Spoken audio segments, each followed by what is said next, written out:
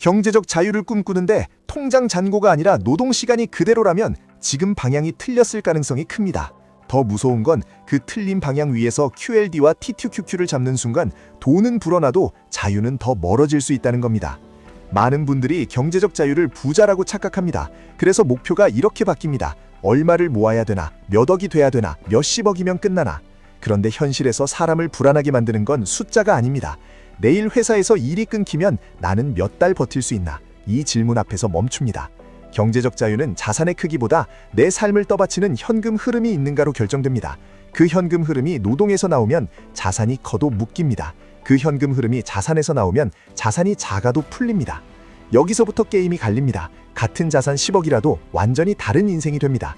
집 한 채 10억인데 월세 한 푼 안 나오고 재산세, 관리비, 보험료에 생활비까지 계속 빠져나가면 그 10억은 금고가 아니라 모래시계가 됩니다.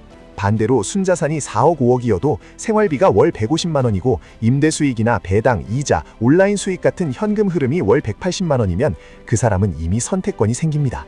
내일 아침 출근을 안 해도 삶이 무너지지 않기 때문입니다. 이 차이를 딱 3개의 원으로 정리해 보겠습니다. 첫 번째 원은 부입니다. 내가 소유한 것, 집, 주식, 현금, 사업 지분 같은 겁니다. 두 번째 원은 소득입니다. 월급, 사업소득, 프리랜서 수입처럼 내가 일해서 벌어오는 돈입니다. 세 번째 원은 경제적 자유입니다. 내가 일하지 않아도 자산이 벌어주는 돈으로 생활비가 나가는 상태입니다. 이 3개의 원이 겹치는 지점이 7개 구역을 만듭니다. 그리고 여러분이 지금 어디에 서 있느냐에 따라 같은 QLD와 TQQQ도 약이 될지 독이 될지 갈립니다. 첫 구역은 자산은 큰데 소득도 없고 자유도 없는 구역입니다. 겉으로는 부자로 보이는데 속은 가장 불안합니다. 예를 들어 20억 아파트를 끌어올려서 샀고 은퇴까지 했는데 투자 수익이 없고 월 현금 흐름이 0이면 생활비는 어디서 나오죠? 결국 자산을 조금씩 팔아 쓰게 됩니다. 그 순간부터 자산은 줄어드는 방향으로만 갑니다. 가격이 오르면 다행이지만 하락장이 오면 불안이 폭발합니다. 사람들은 이걸 부자라고 부르지만 실제로는 시간이 갈수록 선택권이 사라지는 구조입니다. 두 번째 구역은 소득은 높은데 자산도 없고 자유도 없는 구역입니다. 한국에서 제일 흔하고 제일 위험합니다. 연봉 1억을 받아도 주담대 월 300만 원, 자동차 할부, 아이 교육비, 보험료, 구독 서비스, 생활비로 다 빠지면 남는 게 없습니다. 소득이 높은 게 아니라 지출이 높은 시스템에 들어가 있는 겁니다. 이 상태에서 QLD나 TQQQ를 잡는 분들이 많습니다. 한 방에 뒤집고 싶으니까요. 그런데 소득으로 버티는 인생은 변동성을 못 견딥니다. 급락이 오면 팔아서 대출을 막아야 하기 때문입니다. 투자 실력이 아니라 구조의 문제입니다. 세 번째 구역이 진짜 핵심입니다. 부자는 아닌데 경제적 자유가 있는 구역입니다. 자산 규모는 크지 않아도 생활비를 커버하는 현금 흐름이 있으면 됩니다. 월 150만 원으로 사는 삶을 설계했고 월 180만 원이 들어오면 끝입니다. 이 구역의 사람들은 부자 코스프레를 안 합니다. 대신 지출을 줄이는 게 아니라 생활비를 통제합니다. 그리고 통제 가능한 생활비 위에 현금 흐름을 얹습니다. 이게 자유의 출발점입니다. 부를 먼저 만들고 자유를 얻는 게 아니라 자유를 먼저 만들고 부를 쌓아가는 겁니다. 이 순서가 반대로 가는 순간 돈이 늘어도 숨이 막힙니다. 이제 겹치는 구역으로 들어가 보겠습니다. 부와 소득이 겹치는데 자유가 없는 구역이 있습니다. 순자산도 크고 연봉도 큰데 지출이 그걸 다 잡아먹는 구역입니다. 집도 좋고 차도 좋고 가족여행도 자주 가고 겉으로는 완벽해 보입니다. 그런데 일을 멈추면 생활 수준이 바로 무너집니다. 이 구역의 공통점은 하나입니다. 생활비가 너무 큽니다. 그래서 자산이 만들어내는 현금 흐름이 생활비를 못 따라갑니다. 월급이 끊기면 자산을 팔아야 합니다. 자유가 없는 부자입니다. 그리고 이 구역에서 TQQQ를 무리하게 키우면 자유가 아니라 불면이 옵니다. 돈이 흔들릴 때마다 삶이 같이 흔들리기 때문입니다. 부와 자유가 겹치는 구역이 있습니다. 전형적인 은퇴형 부자입니다. 순자산이 크고 포트폴리오가 생활비를 커버합니다. 투자 수익, 배당, 임대소득으로 생활하고 일을 할 필요가 없습니다. 이 구역은 숫자가 크기 때문에 부럽지만 사실 핵심은 숫자가 아닙니다. 이들은 생활비 대비 현금 흐름이 이미 이겼습니다. 그래서 시장이 흔들려도 당장 팔 필요가 없습니다. 여기서 QLD나 TQQQ는 선택이 됩니다. 필요가 아니라 옵션이 됩니다. 소득과 자유가 겹치는 구역도 있습니다. 일을 해도 되고 안 해도 되는 구역입니다. 이미 생활비는 자산에서 나오고 소득은 보너스입니다. 유튜브, 온라인 강의, 부업, 컨설팅, 임대, 배당이 섞여서 노동을 선택할 수 있습니다. 이 구역이 왜 중요하냐면 많은 분들이 현실적으로 가장 먼저 도달할 수 있는 자유의 형태이기 때문입니다. 은퇴가 아니라 선택적 노동입니다. 여기까지 오면 인생이 달라집니다. 상사가 무서운 게 아니라 내가 내 시간을 고를 수 있다는 감각이 생깁니다. 마지막 중간 구역이 있습니다. 부, 소득, 자유가 다 있는 상태입니다. 자산도 크고 소득도 크고 생활비는 자산에서 커버됩니다. 일은 더 쌓기 위한 선택입니다. 스트레스의 원인이 아니라 게임이 됩니다. 대부분이 이 구역을 꿈꾸지만 진짜 중요한 건 여기로 들어가는 길이 따로 있다는 겁니다. 부를 먼저 만들고 자유를 얻겠다는 생각이 여러분을 늪으로 끌고 갑니다. 자유를 먼저 만들어야 그 다음에 부가 보너스가 됩니다. 여기서부터 여러분이 가장 궁금해하는 얘기로 넘어가겠습니다. 그래서 QLD와 TQQQ는 어디에 놓아야 하느냐? 많은 분들이 QLD와 TQQQ를 부자가 되는 티켓으로 봅니다. 그런데 둘은 티켓이 아니라 엔진입니다. 엔진을 어디에 달아야 차가 앞으로 가죠? 차체가 없는 상태에서 엔진만 돌리면 소리만 나고 제자리입니다. 생활비 통제, 현금 흐름 설계, 비상자금, 부채 관리, 이 차체가 먼저입니다. 그 위에 QLD와 TQQQ를 얹어야 속도가 아니라 방향이 맞습니다. QLD는 나스닥 100을 2배로 따라가는 도구입니다. TQQQ는 3배로 따라갑니다. 같은 방향이지만 충격이 다릅니다. QLD는 흔들려도 버틸 확률이 높습니다.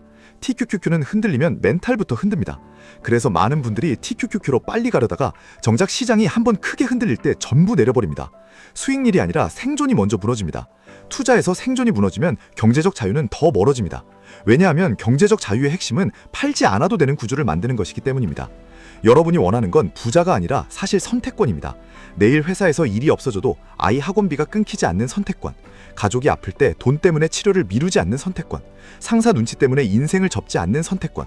이 선택권을 만드는 공식은 단순합니다. 월 생활비를 정확히 알고 그 생활비를 커버하는 현금 흐름을 만들고 그 현금 흐름을 끊기지 않게 관리하는 것.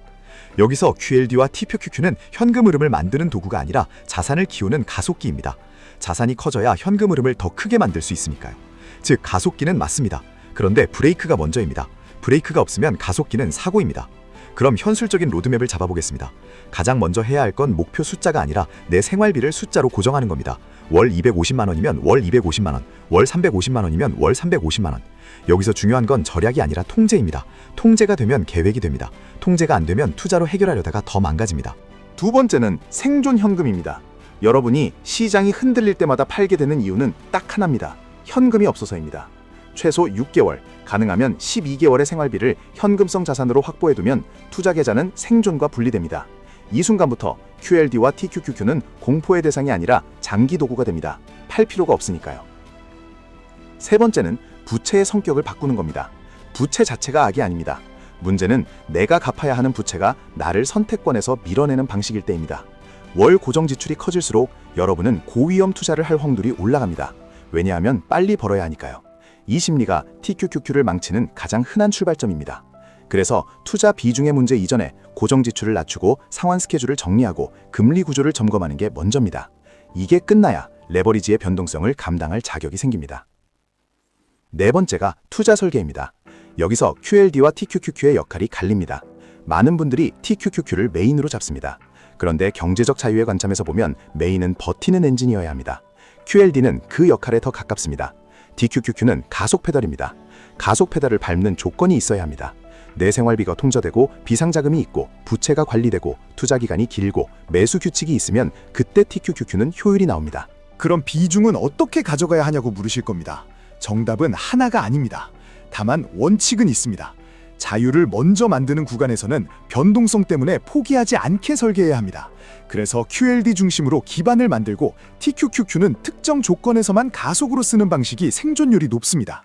반대로 이미 생활비 커버가 되는 구간, 즉 투자 계좌가 생활을 건드리지 않는 구간에서는 TQQQ 비중을 늘려도 버틸 확률이 올라갑니다. 왜냐하면 급락이 와도 팔 이유가 없기 때문입니다. 여기서 중요한 장면이 하나 있습니다. 하락장입니다. 하락장은 여러분의 투자 철학을 시험합니다. QLD와 TQQQ는 상승장에서 누구나 천재가 됩니다.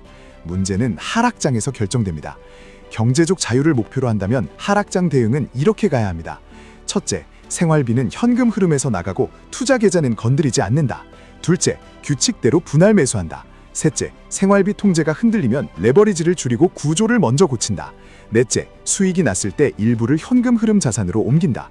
배당, 임대, 현금성, 안정적 수익원으로 옮겨서 다음 변동성에서 팔 필요를 더 줄인다. 이게 자유를 먼저 만들고 그 위에서 부를 쌓는 구조입니다. 여기까지 들으면 이런 반박이 나옵니다. 그래도 결국 부자가 되어야 자유로운 거 아닌가요? 아닙니다. 부자와 자유는 겹치기도 하지만 동일하지 않습니다. 생활비가 월 200만 원인 사람과 월 600만 원인 사람은 필요한 자산이 다릅니다. 필요한 건 거대한 자산이 아니라 내 생활비를 감당하는 현금 흐름입니다. 그래서 어떤 사람은 5억으로도 자유로워집니다. 어떤 사람은 30억이어도 자유롭지 못합니다. 그 차이는 소비가 아니라 구조입니다. 또 이런 질문이 나옵니다. 그럼 저는 지금 어느 구역인지 어떻게 아나요? 간단합니다. 지금 내 생활비 중에서 노동이 아닌 돈이 얼마를 커버하는지 보시면 됩니다. 배당, 임대, 이자, 사업 자동 수익, 온라인 수익. 이 합이 월 생활비의 몇 %를 커버하나요? 0이면 아직 자유가 없습니다. 30이면 방향은 맞는데 시간이 필요합니다. 70이면 거의 다 왔습니다. 100을 넘으면 선택권이 생깁니다. 이 숫자를 매달 업데이트하면 여러분은 부자가 되는지 아닌지가 아니라 자유로워지는지 아닌지를 추적하게 됩니다. 이 순간부터 투자 판단이 달라집니다. 또 나옵니다. QLD와 TQQQ는 너무 위험하지 않나요? 위험합니다. 그런데 위험의 본질은 상품이 아니라 내가 그 변동성을 감당할 구조가 있느냐입니다. 비상자금이 없고 부채가 크고 생활비가 통제되지 않으면 그 어떤 상품도 위험합니다. 반대로 구조가 있으면 변동성은 리스크가 아니라 기회가 됩니다. 이 말이 멋있게 들리면 안 됩니다. 실제로는 굉장히 현실적입니다. 팔 필요가 없으면 시장의 흔들림은 내 삶을 흔들지 못합니다. 그때 레버리지는 도박이 아니라 도구가 됩니다. 또 하나, 지금 당장 빨리 자유로워지고 싶어서 TQQQ로만 가면 안 되나요? 가실 수는 있습니다. 다만 그 길은 대부분 중간에 끊깁니다. 왜냐하면 시장은 여러분이 생각하는 것보다 더 오래 흔들리고 더 크게 흔들릴 수 있기 때문입니다. 그리고 그 흔들림이 올 때 여러분이 할 수 있는 선택이 팔기밖에 없다면 그 순간 게임은 끝납니다.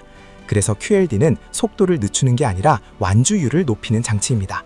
완주율이 올라가면 장기적으로는 더 빨리 도착합니다. 빨리 가는 사람보다 끝까지 가는 사람이 이깁니다. 마지막으로 이 영상을 보는 분들 중에는 이런 분들도 있습니다. 저는 집이 있습니다. 대출이 있습니다. 아이가 있습니다. 생활비가 빠듯합니다. 그래서 지금 당장 현금 흐름을 만들기가 어렵습니다. 이게 현실입니다. 그래서 순서가 중요합니다. 첫째, 생활비를 고정하고 새는 구멍을 막고 고정 지출을 재정렬합니다. 둘째, 비상자금을 만든 다음에 투자 계좌를 생존과 분리합니다. 셋째, QLD로 기반을 깔고 시장이 흔들릴 때마다 규칙대로 분할합니다. 넷째, 수익이 나는 구간에서 일부를 현금 흐름 자산으로 옮겨서 내 생활비 커버 비율을 10%, 20%, 30%로 올립니다. 다섯째, 그 비율이 올라갈수록 TQQQ라는 가속 페달을 더 안정적으로 밟을 수 있습니다. 이 흐름이 경제적 자유로 가는 길입니다.